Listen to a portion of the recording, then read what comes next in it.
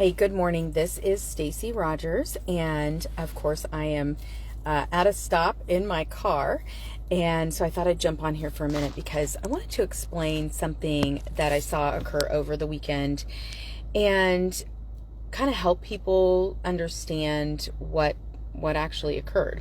So there was a mini summer convention that was held, or a summer convention that was held up in Overland Park for the Republican Party, of which I did not attend because I already had a bunch of other events. I went out and spent time with veterans. I went to a gun show. I went to out to Hayes and, got to spend some time with some wonderful people there.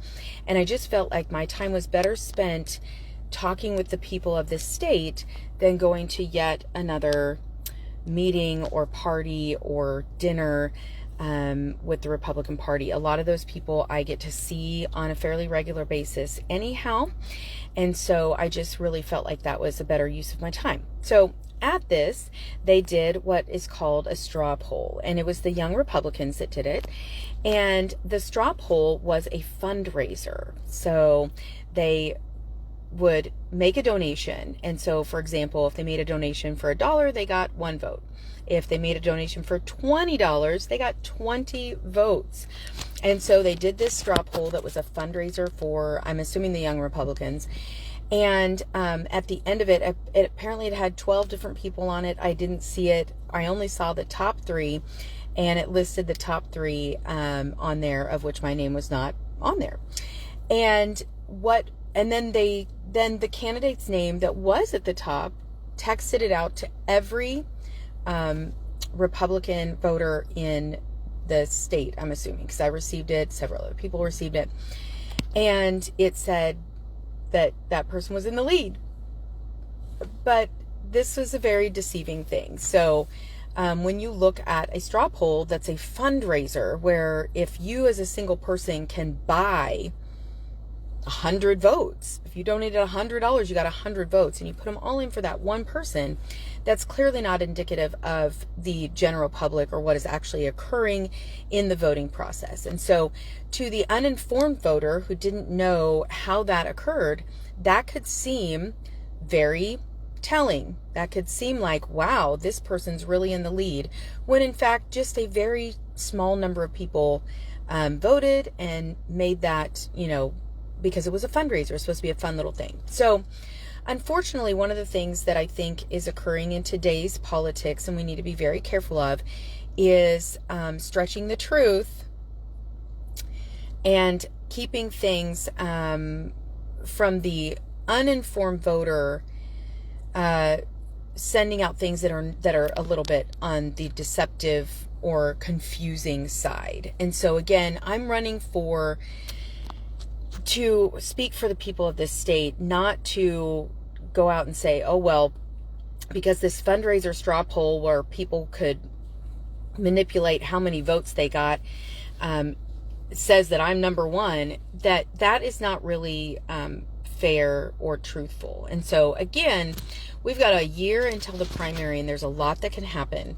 And I think that when you look at candidates, including myself, you need to be looking at, are they truthful? Are they coming forward with only the things that are 100% truthful in the polls? It's one of the reasons why I don't believe polls anyways. I don't really put a lot of stock into them because, again, they only sample a small number of people. And yes, there's statistics that go into that say this is truthful of the rest of the state. But I just have some concerns over that thought process. And so I think what is better is when we really just sit and talk with people and ask them what they're thinking. And so over the weekend, I got to spend a lot of time with some very, very wonderful people. And like I said, in Hayes, I was there for a 1-year anniversary of a bar and grill that a lot of people, that was a big deal. A lot of people came to that. I got to spend a lot of time talking with people in the area. There was a biker association that was there, which I love. I love biker associations. Then I went out to a gun show, talked with more people, veterans, gun enthusiasts, gun owners. Then I went out to the Kansas the Kansas veteran,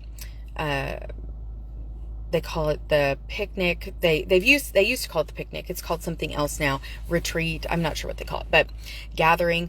Anyways, it was a statewide gathering of veterans, and again, got to spend some time with some of the Christian Bikers Association, some of the amazing vendors that were out there, and just people in general that want to know what I'm going to do for veterans, how I'm going to work with people, how we're going to move things forward in this state. And so I just felt like that was a much better use of my time to spend time with actual people of the state.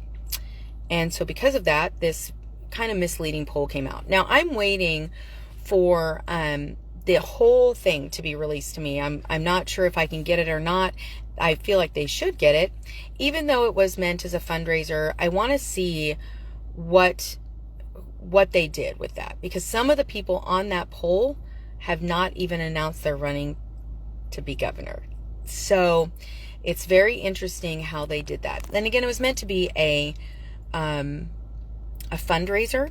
It was not meant to be indicative of what the polling public or what the voting public is actually thinking at this moment. So I wanted to clear that up for anyone who doesn't understand what a straw poll is. In this particular case, it was a fundraiser and then put out by a candidate to say they're in the lead. And so that's a little misleading. And anytime somebody does something like that, you should probably question, where did that poll come from? How did it end up there? What was the information gathered? And then put that to the test. So I hope you all have a wonderful day. I just wanted to pop on and talk about that for a minute. And please feel free to ask me any questions. I am an open book, and I want to come speak to you or to your group and anywhere in the state of Kansas. My goal is to visit every single county at least once, if not twice, and to speak with people of that county to find out what their needs are and what their pain points are in their life, their business, and see what we can do to make things better in this state. So I hope you have a wonderful day. Talk to you soon. Bye.